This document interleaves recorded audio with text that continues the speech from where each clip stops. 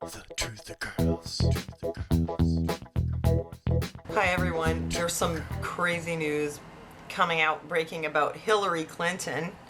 You remember a while back when Julian Assange said that WikiLeaks' next leak was pretty much going to finish her off?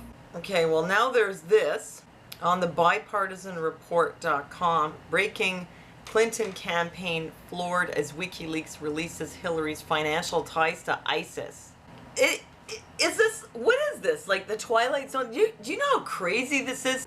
Someone is running for president who was investigated by the FBI, and they pretty much said, yeah, she's guilty, but we're going to let her go.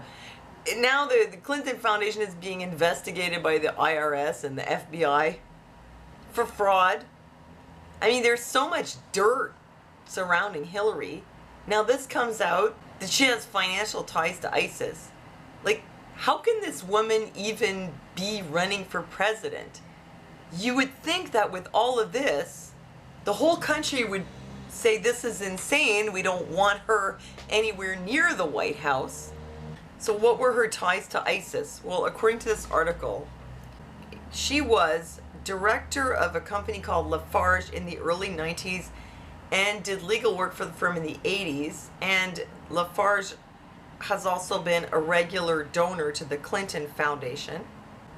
Lafarge, basically they're running oil operations in Syria, and when ISIS threatened them, Lafarge struck a deal with them, cooperating for the safe and continued operation of the oil operation.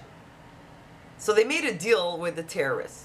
A date was set, September 19, 2014, after which the company would pull out of the plant, handing it over to the Islamic State. So they made a deal that ISIS will leave them alone, and then at this date they'll pull out and hand their business over to ISIS. All the while, Lafarge reaped huge profits off the deal the company struck with the terror group. They also mention here that during Clinton's connection to Lafarge, the firm was implicated in facilitating a CIA-backed covert arms export network to Saddam Hussein. Now, in case you didn't know, the US government has a long history of arming both sides of conflicts. They'll go in and arm a rebel group, and then they'll arm the government to fight the rebel group. There's a long history of this. All right, so not only does Clinton have some ties to a company that has ties with ISIS, but several people around Hillary have been found dead lately. Now, I don't know if there is a connection between all of them, or it just happened this way. Maybe it's a coincidence, maybe not. Here's the list. You can check it out. It's on zerohedge.com. Sean Lucas, a Sanders supporter who served papers to DNC on the fraud case, dead August 2nd, 2016. Victor Thorne, Clinton author, it says parentheses here, Holocaust denier, probably the least credible on this list, shot himself in an apparent suicide. Conspiracy theorists at Mystery Writers of America said some guys will do anything to sell books. So this one, that may not have anything to do with the rest of them, but it's on the list. Seth Conrad Rich, Democratic staffer, age 27, apparently on his way to speak to the FBI about a case possibly involving the Clintons. So he was on his way to the FBI when he got murdered, and it turned out that whoever killed him wasn't doing it as a part of a robbery, because nothing on his person was taken, nothing of value. So it was a straight up murder. Just coincidentally when he was on his way to the FBI. John Ash, UN official who allegedly crushed his own throat while lifting weights.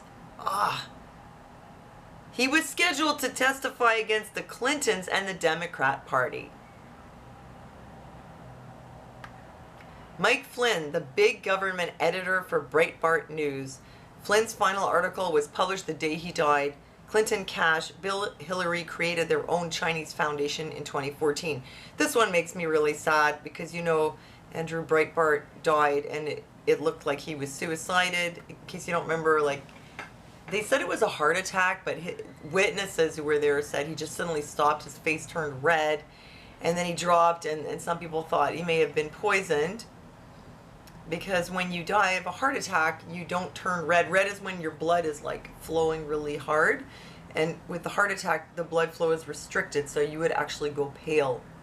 So that was a very suspicious death.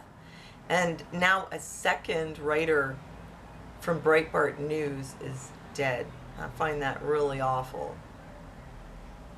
Rest in peace.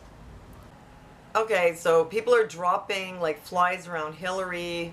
She has kind of ties to ISIS, all kinds of bad stuff happening. And now comes this: photos Hillary's handler carries diazepam pen for patients who experience recurrent seizures. Could be, maybe not. You go have a look at the pictures and tell me what you think. So there's a video of Hillary getting flustered by the crowd, and a guy comes up to her and says something quietly to her, and he just basically tells her to keep talking. But so the thing is, this guy who approached her, there's a picture of him here with what looks like a diazepam pen, like an auto injector. Like you could just take it and stick it in somebody's leg or whatever and hit them up with a shot of diazepam, which is Valium, which it says here that it's a medication for people with frequent seizures. And you may have seen the video where Hillary's like, wah, wah. So did she have a seizure, or was she just acting weird? I don't know. But diazepam, it's not just for seizures, it's for anxiety. I gotta tell you, if I was about to be propped up as a New World Order puppet president of the United States, when all this dirt is coming out about me, all these things are being leaked out, and pretty much there's no reason why I should be president, and I should probably be in jail, and they're like forcing to prop me up, I need a hit of Valium too. I mean, I can only imagine how nerve-wracking it must be to work for the New World Order. So, you know, maybe he's walking around with that for Hillary, or maybe he needs it for himself, or maybe it's not a diazepam pen. I mean, it kind of looks like one, but it's not the best picture, you know?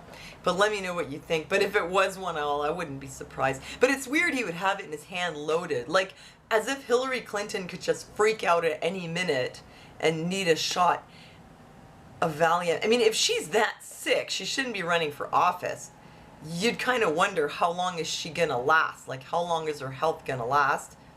She could end up in office and then pretty soon have to abandon her post and be replaced by someone else, whoever's near her. Or B, maybe it just kind of goes to show that it doesn't really matter who's in the White House. You could have somebody who's not right, who's totally unfit for the job, who's not even well, and you still prop them up because it's really not them making the decisions. So could be one of those.